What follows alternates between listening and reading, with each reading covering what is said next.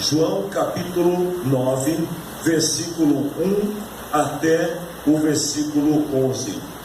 Vamos estar lendo a palavra do Senhor. Eu sei que hoje o dia foi cansativo para alguns, porque as atividades da igreja foram até quase 1h da tarde, mas foi bênção de Deus, e obrigado por vocês que vieram de manhã e também estão aqui à noite para a glória do Senhor. Vamos ver o que diz a palavra de Deus. Jesus ia caminhando quando viu um homem que tinha nascido cego. Os seus discípulos perguntaram: Mestre, por que este homem nasceu cego? Foi por causa dos pecados dele ou por causa dos pecados dos pais dele? Jesus respondeu: ele é cego, sim, mas não por causa dos pecados dele e nem por causa dos pecados dos pais dele. Ele é cego para que o poder de Deus se mostre nele. Precisamos trabalhar enquanto é dia para fazer as obras daquele que me enviou, pois está chegando a noite quando ninguém pode trabalhar. Enquanto estou no mundo, eu sou a luz do mundo. E depois de dizer isto, Jesus cuspiu no chão, fez um pouco de lama com a saliva, passou a lama nos olhos do cego e disse: vá lavar o rosto no tanque de Siloé. Este nome quer dizer aquele que foi enviado. O cego foi, lavou o rosto e voltou vendo. E os seus vizinhos e as pessoas que costumavam vê-lo pedindo esmola perguntavam: não é este o homem que ficava sentado pedindo esmola? É, diziam alguns. Não é, mas é parecido com ele, afirmavam outros. Porém, ele dizia: sou eu mesmo. Como é que agora você pode ver? Perguntaram. Ele respondeu: o homem chamado Jesus fez um pouco de lama, passou a lama nos meus olhos e disse: vá ao tanque de Siloé, lave o rosto. Então eu fui, lavei o rosto e fiquei vendo. Amém? Feche os teus olhos e oremos ao Senhor. No nome de Jesus Cristo, por tudo, Senhor, que nesta noite nós já ouvimos da parte do Senhor através dos teus servos. Meu Deus, pelas canções que o Senhor permitiu que apresentássemos a Ti em Tua honra, nós queremos Te louvar pela Tua igreja, por este povo, Senhor, por aqueles que já se sentiram nesta noite abençoados pelo Senhor, e creio, Deus, que até o final desta reunião, todos nós seremos abençoados pelo Senhor, pelo Teu Espírito, e quero pedir, meu Deus, que a Tua palavra, assim como já tem falado com muitos, continue falando, Senhor, com a Tua igreja, para a glória de Jesus. Toda a honra seja dada a Ti. Amém. Podemos assentar, meus queridos irmãos. Meus irmãos, a passagem bíblica que nós acabamos de ler, ela mostra o encontro que Jesus teve com um homem que era cego de nascimento. Eu fiquei imaginando e até procurando palavras que pudessem descrever a situação, o quadro que esse homem se encontrava. Eu particularmente, eu não conheço nenhuma pessoa que tenha nascido cego.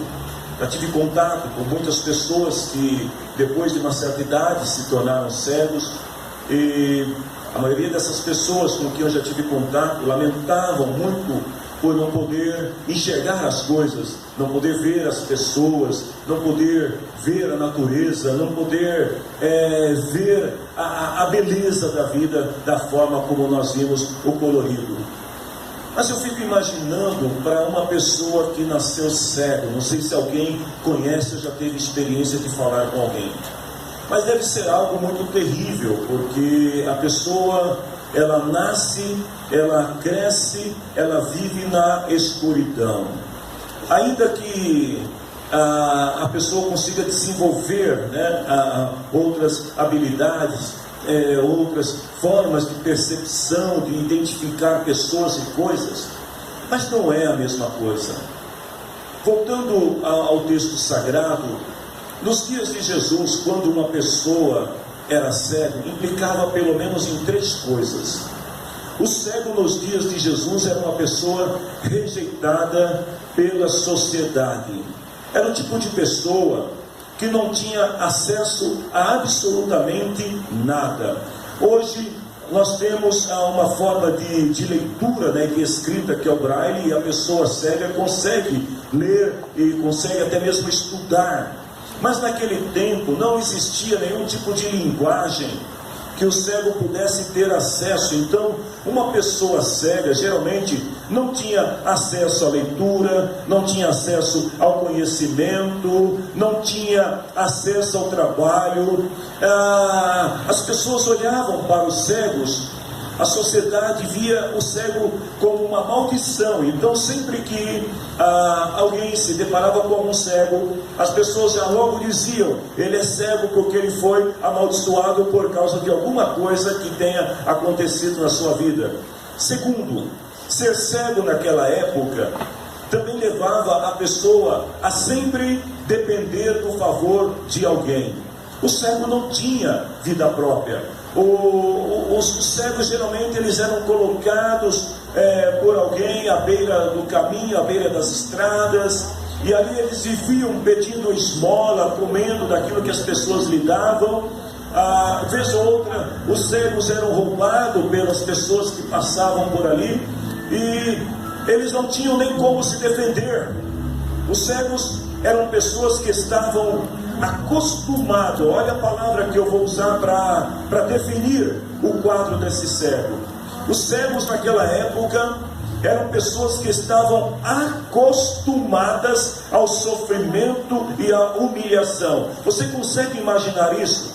Uma pessoa que se acostuma a viver nessa condição, uma pessoa que ela vê a humilhação como uma coisa corriqueira, como uma coisa natural na sua vida. Uma pessoa que está acostumada a sofrer debaixo da chuva, porque não tem ninguém que possa conduzi-lo até um lugar seguro. Uma pessoa que era roubada, que apanhava e não tinha como se defender porque estava cego. Esta é a situação que esse homem se encontra. E Jesus, ele tinha acabado de sair do templo e ele está caminhando. E de repente Jesus dá de encontro com um cego que está ali. E esse homem, ele é cego de nascimento. Por causa da cultura que predominava nesta época, os discípulos de Jesus, eles querem saber de quem é a culpa para que o homem nascesse cego. Então a primeira coisa que eles vão perguntar para Jesus é por que este homem nasceu cego. Na verdade, o que os discípulos estavam tentando era encontrar uma pessoa ou uma razão que justificasse a condição daquele homem, à procura de um culpado. Alguém deve ter pecado, alguém deve ter feito alguma coisa muito horrenda. A Bíblia não diz exatamente a condição que o cego está, mas só pelo que eu falei para os irmãos, é possível imaginar que não era uma condição muito boa. Então os discípulos olham para ele e naquela condição sobre-humana, lhe vem o questionamento de quem é a culpa. Queridos, e quando a gente vai para a Bíblia e começa a olhar, nós vamos ver que esta pergunta, ela é uma pergunta que ecoa desde o início da criação, desde que o primeiro casal pecou lá no Jardim do Éden, que a humanidade está sempre procurando um culpado, alguém que seja responsável pelo problema, pela situação, por aquilo que está acontecendo na pessoa, na vida da pessoa. Um exemplo, um casamento que não deu certo. Se você for perguntar para alguém que casou e que se separou, ele sempre vai apontar alguém que é culpado pela sua separação. Alguém que começou a fazer um curso na faculdade, de repente parou no meio do caminho. A pessoa sempre vai querer apontar o dedo para alguém, para alguma coisa, para alguma situação, e vai dizer assim: não, é por causa disso que eu não pude concluir o curso, ou um negócio que não deu certo. De repente a pessoa não teve êxito naquilo que estava fazendo, montou um negócio, resolveu seguir uma carreira empreendedora, não deu nada certo. Mas de quem que é a culpa? Saiu com o carro, foi passear de férias com a família, bateu o carro, quebrou o carro. De quem é a culpa? As férias foram interrompidas, de quem é a culpa? A humanidade está o tempo todo procurando, e isso não é diferente de nós também. Porque acontecem algumas situações da nossa vida que, ao invés de nós tentarmos compreender a razão do porquê aquilo está acontecendo, a primeira coisa que nos vem, até por causa da nossa natureza humana, é tentar identificar quem é o causador de tudo isso, de quem é a culpa.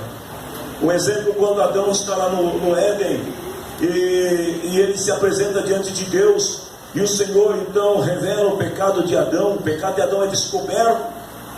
O que Adão faz? Ele não assume a culpa, ele vai culpar a mulher. A mulher naturalmente vai culpar a serpente. A serpente, ela tem que assumir a culpa, alguém vai ter que ser culpado.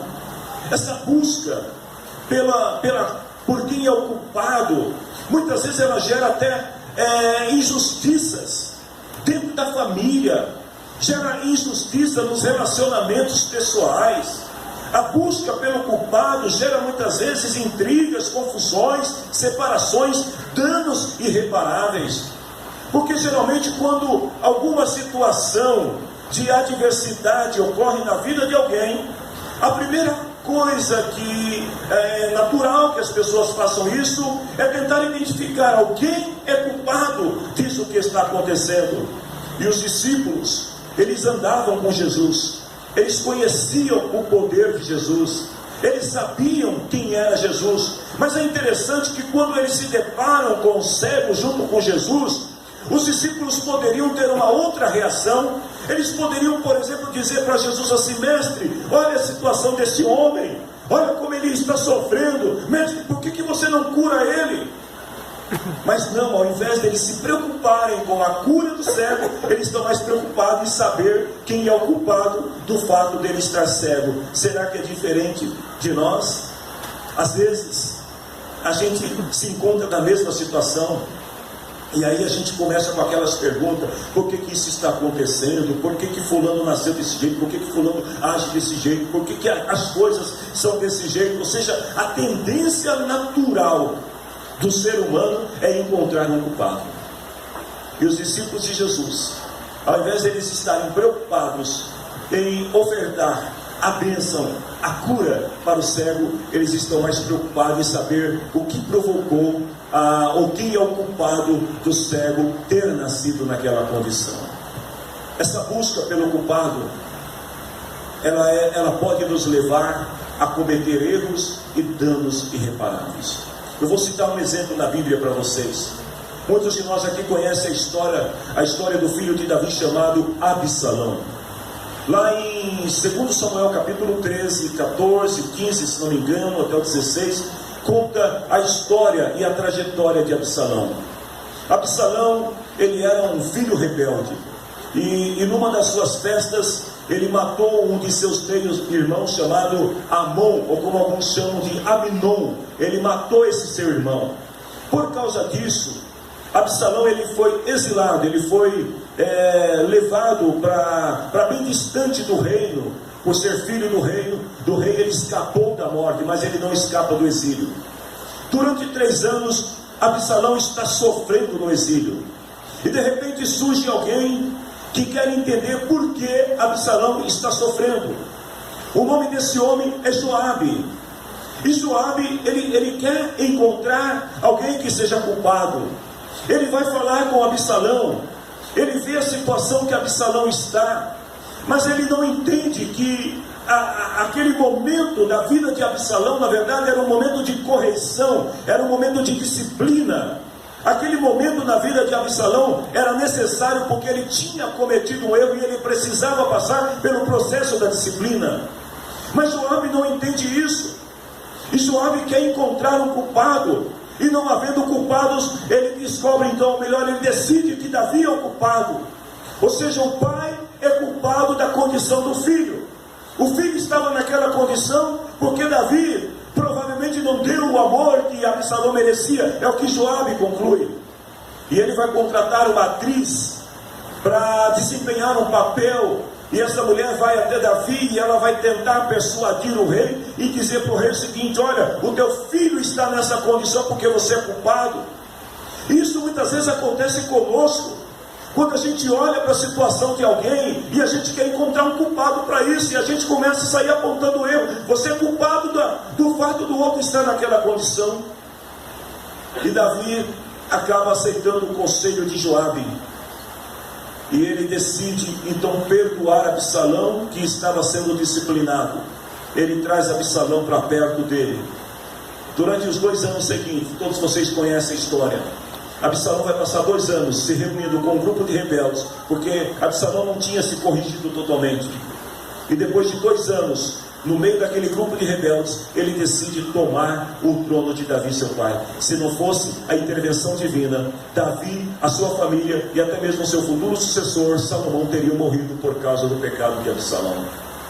Queridos, o que eu quero dizer com isso, nessa palavra, é que antes de nós queremos encontrar um culpado para as coisas que estão acontecendo, vamos olhar para o Senhor e vamos tentar compreender a razão daquilo que está acontecendo e não encontrar alguém culpado por isso.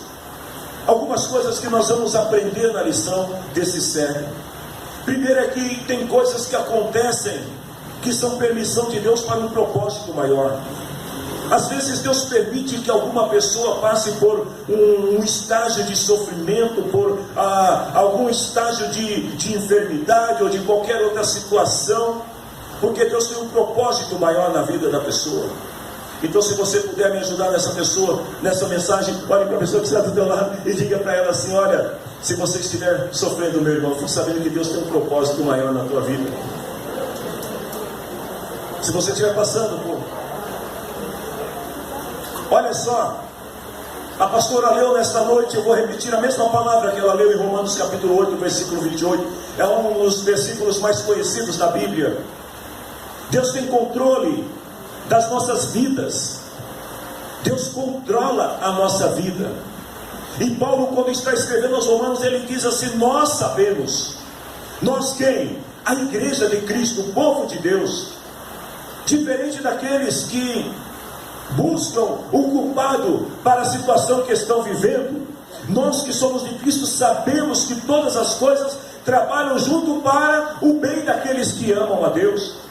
Se você está sorrindo, Deus está trabalhando em teu favor. Se você estiver chorando, Deus está trabalhando em seu favor. A Bíblia diz que tudo trabalha para o bem daqueles que amam a Deus.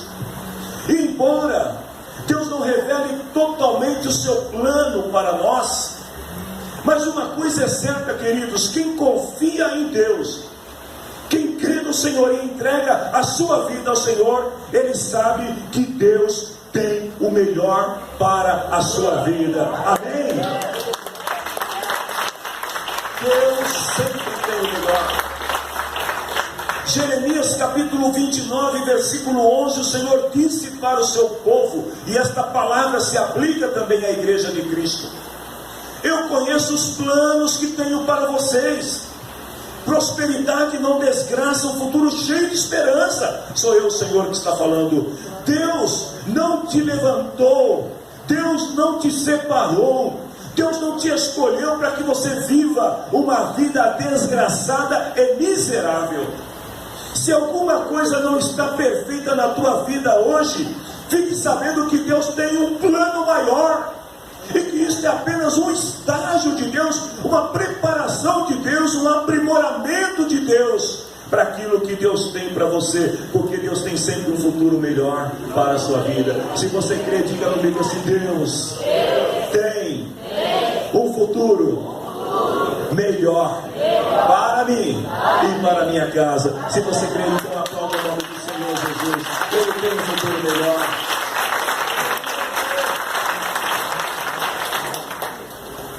Ontem eu estava conversando com uma pessoa ali no núcleo de Jandira, o Ronaldo Ameire estava ali perto de mim, e a pessoa estava querendo dar um cartão vermelho, né, para o namorado porque bebe, não é isso, Ronaldo? E aí eu olhei para a pessoa e falei assim: calma, não faça isso não. Mas é porque ele bebe muito. Eu olhei do lado, tinha um outro exemplo e falei: dá uma olhada ali, ó, 22 anos esperando no Senhor, olha o resultado do lado que Deus faz. Queridos, às vezes tem situações que acontecem na vida da pessoa, A gente não tem que entender o modo como Deus trabalha. Deus tem umas maneiras tão, assim, aos nossos olhos, tão confusas de trabalhar, de agir, que às vezes a gente não entende. A gente fala, por que Deus permite certas coisas? Vejam bem, os planos de Deus, às vezes, incluem até mesmo te levar ao extremo. Um exemplo bíblico, eu vou citar só um exemplo bíblico por enquanto. Daniel capítulo 6, versículo 22. Quem era Daniel, gente? A gente começa a ler no livro de Daniel, no capítulo 1, diz que Deus se agrada de Daniel. Daniel é um jovem decidido, é um jovem que tem o Espírito de Deus. Daniel é um jovem que toma uma decisão firme de não se contaminar com as iguarias do rei. Deus se agrada de Daniel. Deus faz com que Daniel se torne mais inteligente e os seus companheiros também, 10 vezes mais do que os outros. Daniel está vivendo no ápice da bênção. De repente, o que Deus faz? Deus pega Daniel e tira ele lá de cima e coloca Daniel aonde? Na cova dos leões. Alguém vai dizer assim, Deus foi injusto com Daniel. O que Daniel estava fazendo? Daniel estava orando 3 vezes ao dia, orando ao Senhor. Mas Deus mesmo assim permite. Dá a impressão que Deus não estava ouvindo a oração de Daniel, não é assim? Porque tem gente que vai orar e fala assim, Senhor, me livra desta prova. Aí Deus pega e intensifica a prova na vida do sujeito. Aí ele fala assim, Senhor, eu pedi para tirar e não para aumentar. Mas o jeito de Deus trabalhar é diferente. Daniel vai orar, a Bíblia não diz o que Daniel orou. Então eu quero deduzir, isso é uma exegese do pregador, que Daniel dobrava o joelho e orava assim, Senhor, estão dizendo aí que vão colocar na fornalha, ou melhor, no covil de leões, vão colocar no covil de leões aquele que desobedecer a ordem do Senhor. Me livra, Senhor, não deixa eu tenho medo de leão, Senhor, só de olhar para a cara do bicho eu já fico com medo, Senhor, não deixa os leões me comerem. Aí daqui a pouco alguém bate na porta de Daniel e fala assim, você vai para a cova. Já aconteceu isso com alguém aqui? De você orar e falar assim, Senhor, por favor, Senhor, não deixa eu passar por isso não. Aí de repente você abre os olhos e você está diante da maior prova da tua vida. Aí você fala assim, Senhor, mas não foi isso que eu pedi. Olha o que Daniel disse para o rei Dario no dia seguinte, depois de passar uma noite dormindo com leões. Aliás, se você crê nessa palavra, diga para o irmão que está do teu lado assim, se Deus mandar você dormir uma noite com leões, vá na bênção. Durma com leões. Vai ficar tranquilo que o leão não vai te comer, não, irmão. Versículo 22. Daniel disse para o rei assim, o meu Deus mandou o seu anjo e fechou a boca dos leões para que não me ferisse. Aí ele diz assim, pois Deus sabe que não fiz nada contra ele. Deus sabe de todas as coisas. Deus tem um propósito, igreja, em tudo aquilo que Ele faz. Provérbios capítulo 16, versículo 4. Na Nova Versão Internacional, o texto diz assim, o Senhor faz tudo com um propósito. Tudo que acontece na tua vida, servo de Deus, serva de Deus, meu irmão, tudo aquilo que acontece na tua vida, Deus tem um propósito. Eclesiastes capítulo 3, versículo 11, Deus marcou o tempo certo para todas as coisas. Ele nos deu o desejo de entender as coisas que aconteceram e as que vão acontecer. É assim ou não é? A gente passa a vida inteira se questionando por que isso aconteceu, por que aquilo aconteceu, por que foi daquele jeito, o que deu errado. E ao mesmo tempo a gente olha para frente e fala, o que vai ser daqui adiante? É assim ou não é a vida das pessoas? O sábio está dizendo que Deus nos deu o desejo de querer entender o que passou e o que vai acontecer, porém não nos deixa compreender completamente o que Ele faz. Você não vai entender o que Deus está fazendo na tua vida hoje, mas quando chegar o amanhã, você vai ver a glória de Deus brilhando sobre a tua vida. Você vai vencer em nome do Senhor Jesus.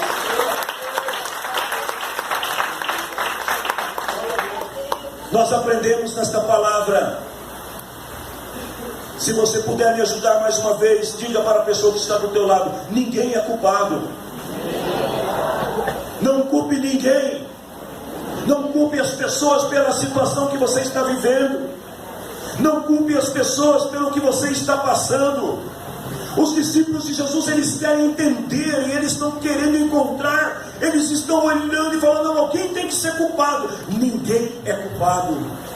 Mestre, por que esse homem nasceu cego? Foi porque ele pecou? Foi porque os seus pais pecaram? Não tem que entender aquilo que Deus faz. Apenas creia que Deus tem o controle da tua vida. Isaías capítulo 26, versículo 3 e versículo 4, diz assim: Tu, ó Senhor, dás paz e prosperidade às pessoas que têm uma fé firme, às pessoas que confiam em Ti. Confie sempre no Senhor, pois Ele é o nosso eterno abrigo.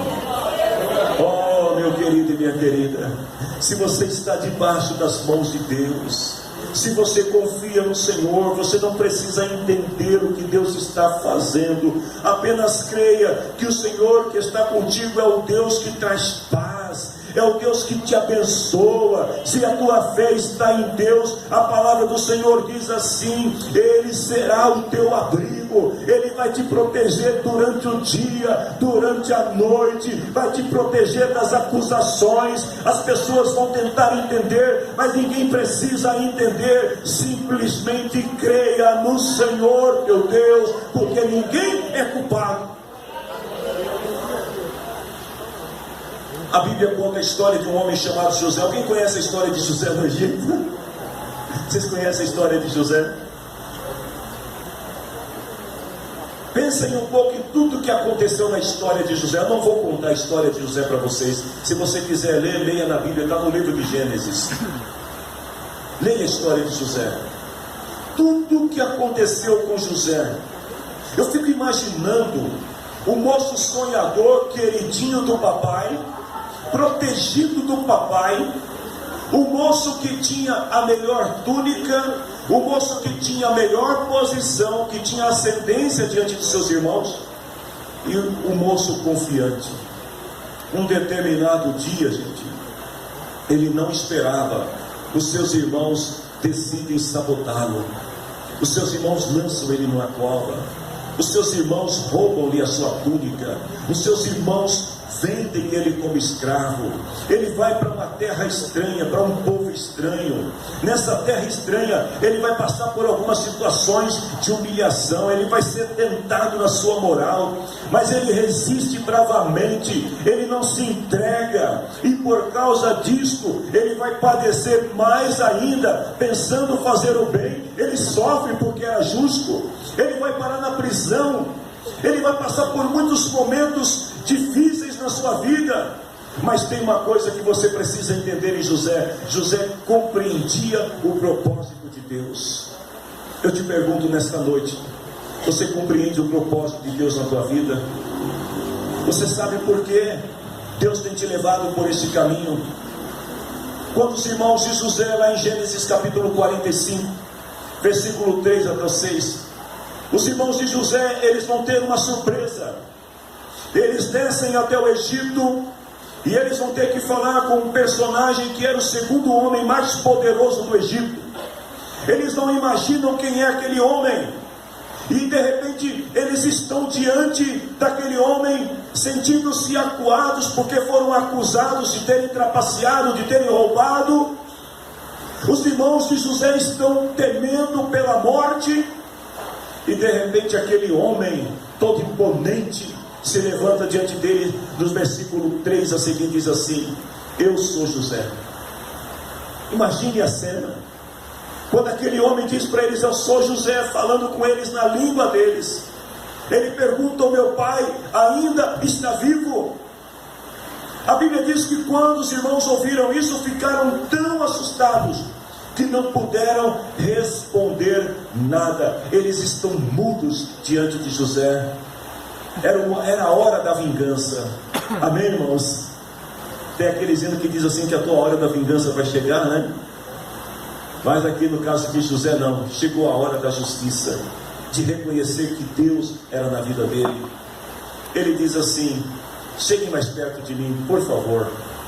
Eles chegaram, tênues, assustados, e ele falou: eu sou o irmão de vocês, eu sou José. aquele que vocês venderam a fim de ser trazido para o Egito. Versículo 5.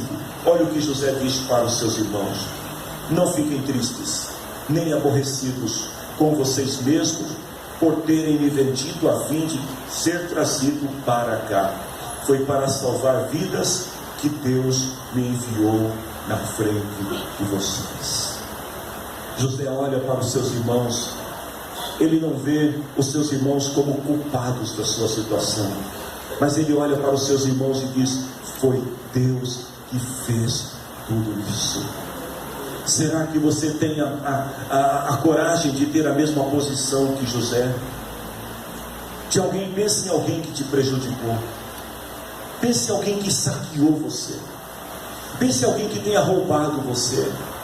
Pense em alguém que tenha difamado você. Pense em alguém que tenha te acusado injustamente.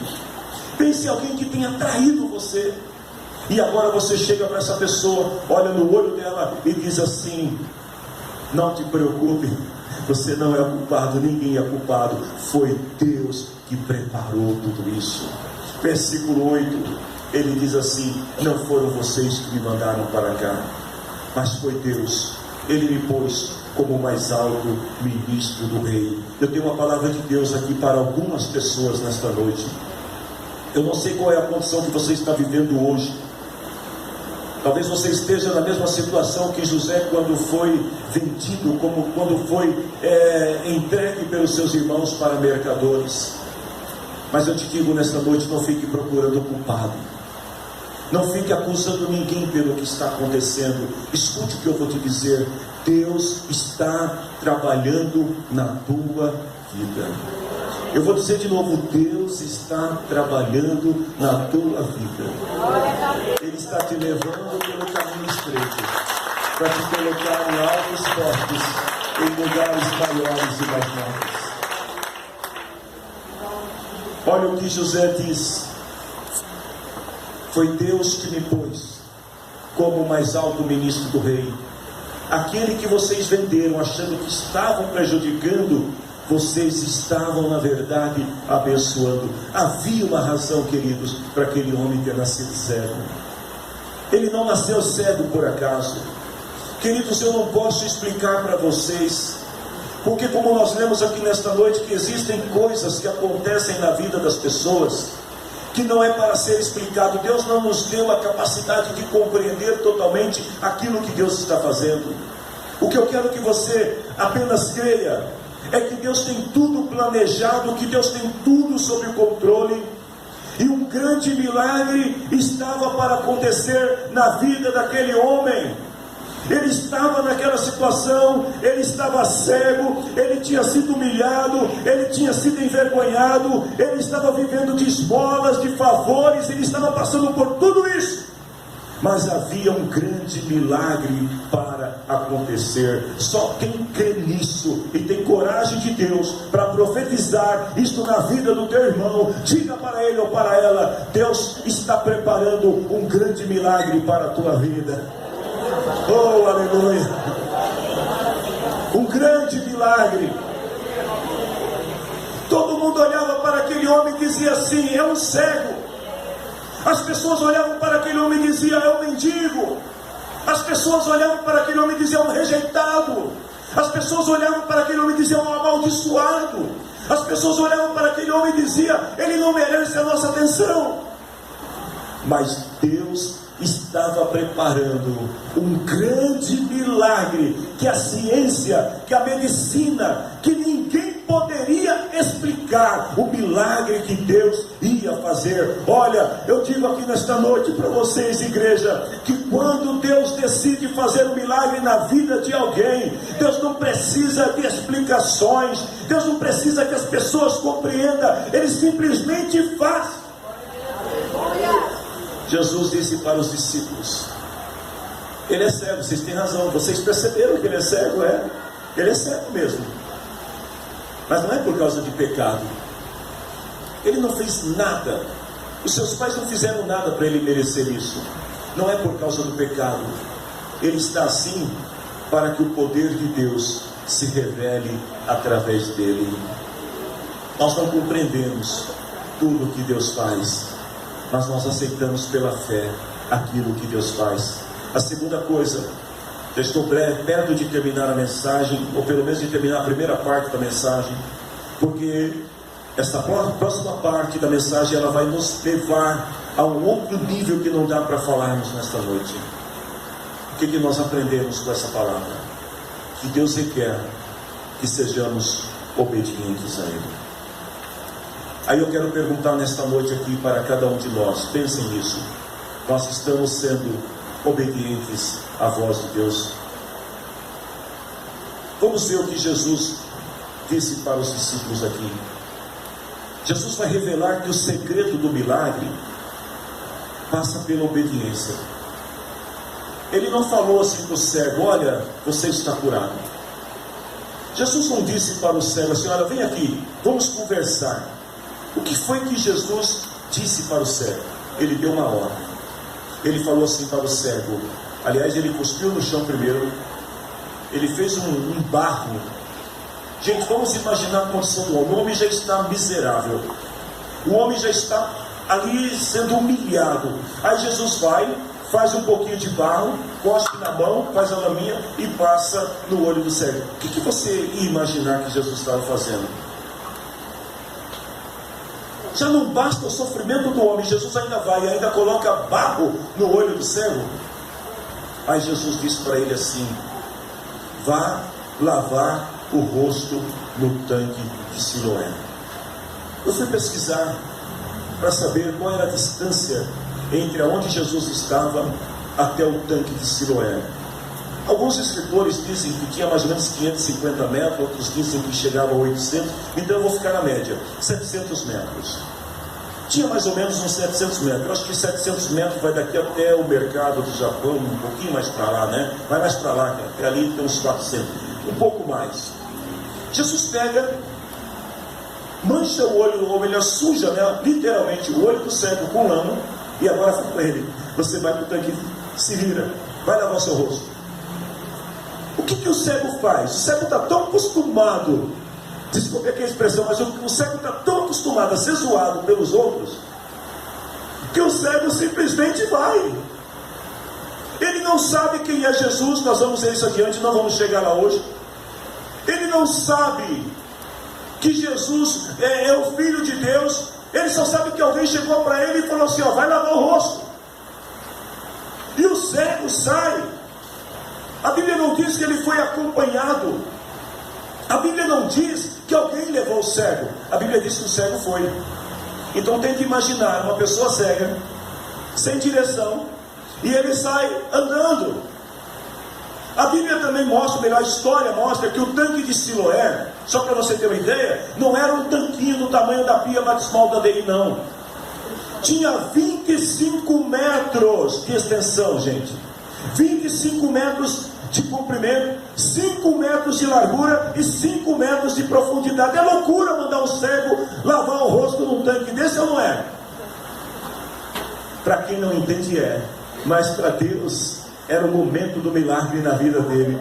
O cego não entende nada que está acontecendo. Talvez o cego saia perguntando para as pessoas: onde é que fica o tanque de Siloé? E a pessoa olha, vai para a direita, vai para a esquerda, e o ceguinho está indo.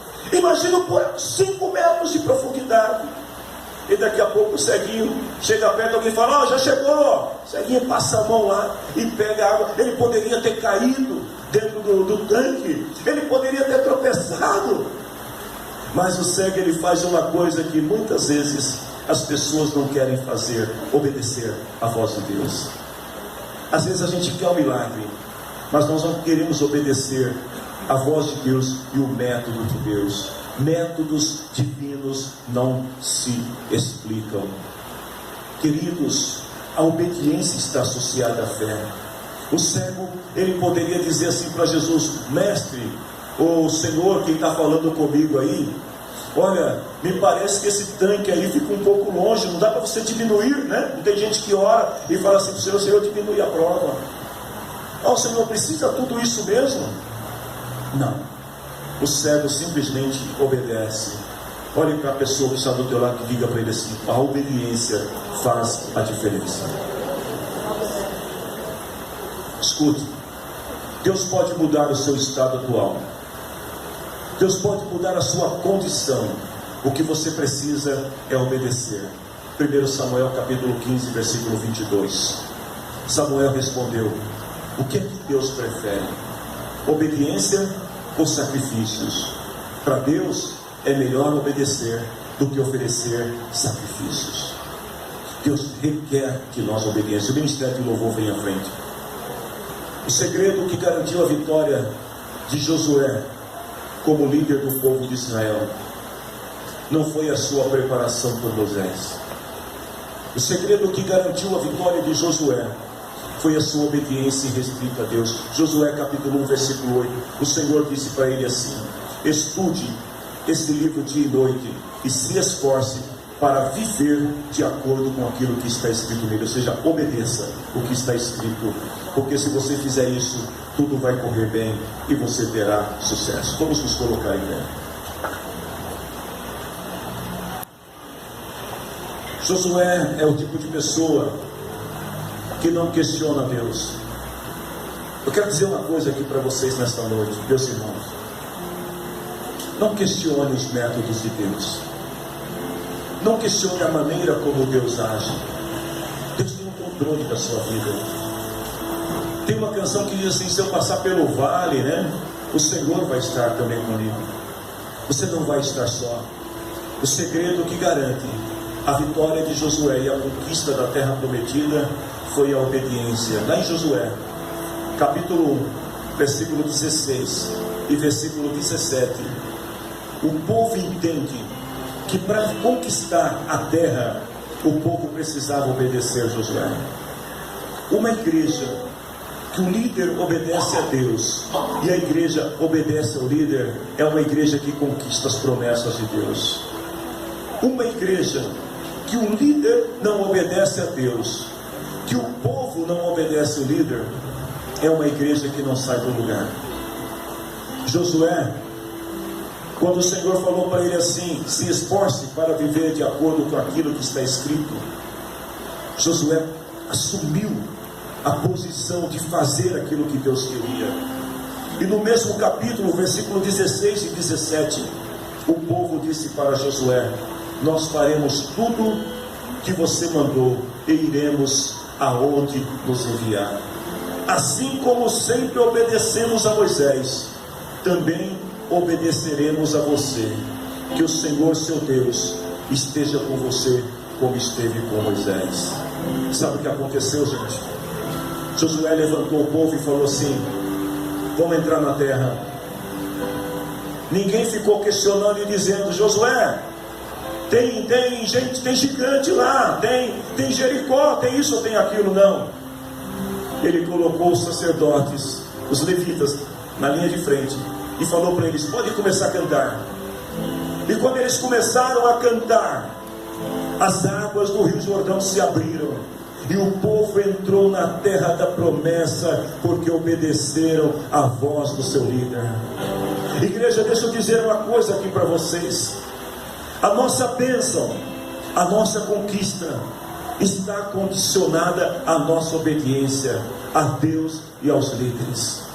Se nós não obedecermos, se nós não entendermos esse princípio da obediência, nós não vamos entrar na terra da promessa. Quantos aqui nesta noite querem alcançar a promessa de Deus na sua vida?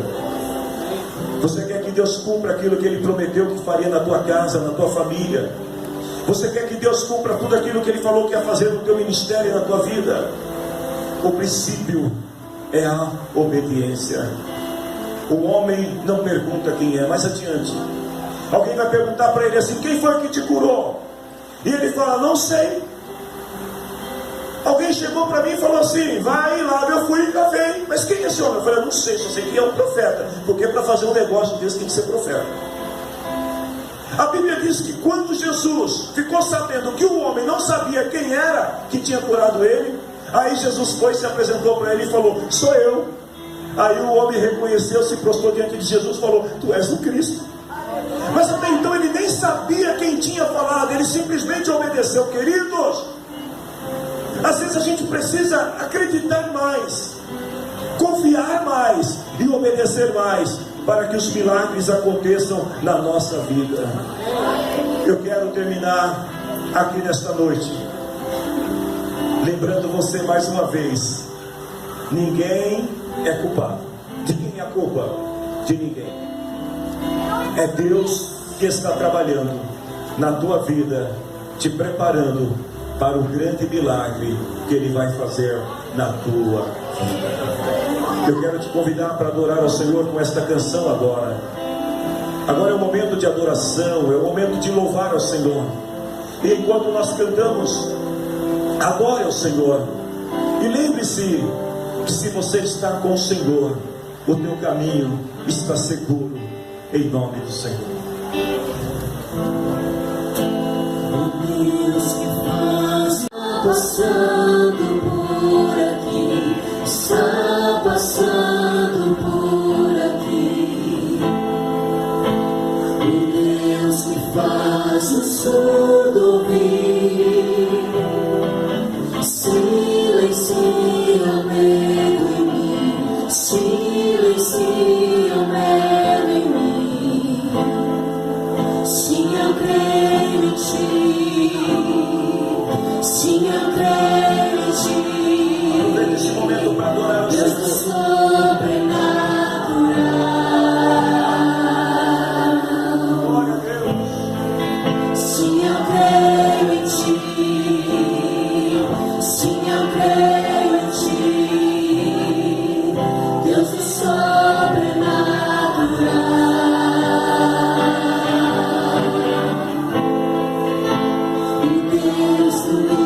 Impossível vem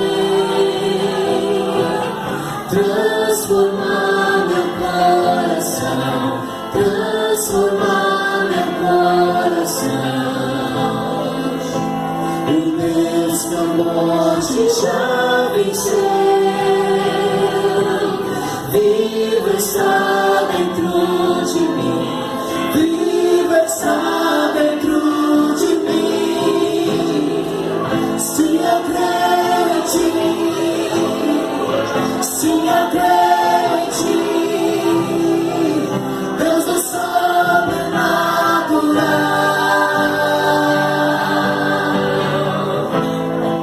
Sim, eu creio em ti. Sim, eu creio em ti. Deus do sobrenatural.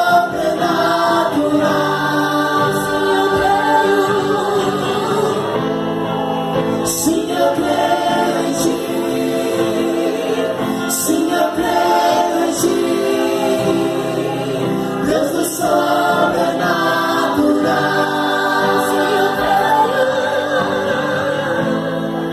Sim, eu creio em ti.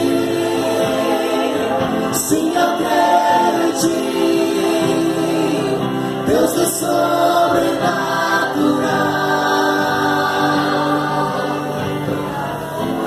Antes de orar e encerrar esta reunião, deixa eu te dizer só mais uma coisa.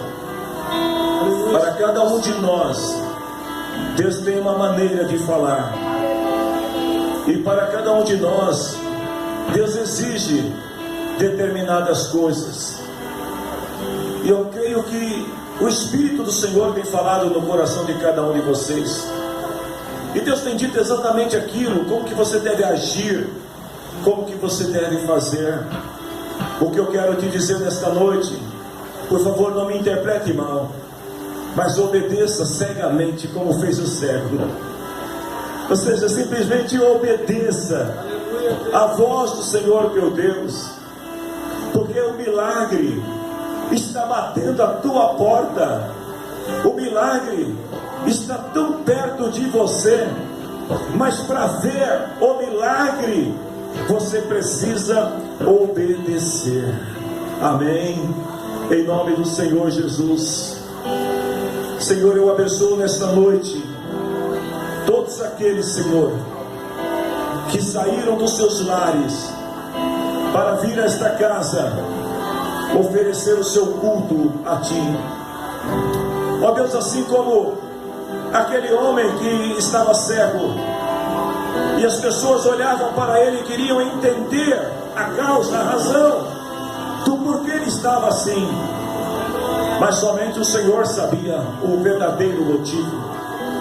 E assim como o Senhor preparou um encontro com Jesus para que ele fosse curado, hoje o Senhor tem preparado este encontro para muitas pessoas aqui nesta noite. E o que a palavra do Senhor está exigindo é obediência, Senhor, total e restrita. O que a palavra do Senhor exige nesta noite é que, ao invés de querer encontrar alguém culpado pela situação, pela condição, que simplesmente você creia, que você simplesmente obedeça a voz do Senhor teu Deus e faça aquilo que Deus tem colocado para você fazer, porque obedecendo o Senhor teu Deus, você verá o milagre acontecendo na tua vida e na tua família. Se você crê, levante a mão ao céu. Esta mão santa, abençoada, sem ira, sem contenda. Esta mão que o Senhor te deu para abençoar a tua casa, a tua família e aonde você tocar. E que o amor de Deus Pai, a graça de Cristo Jesus, Redentor nosso, o poder, a presença do Espírito do Senhor seja sempre sobre você. Receba nesta noite o milagre de Deus na tua vida. E se você crê, aplauda o Senhor Jesus toda semana. Glória a Deus.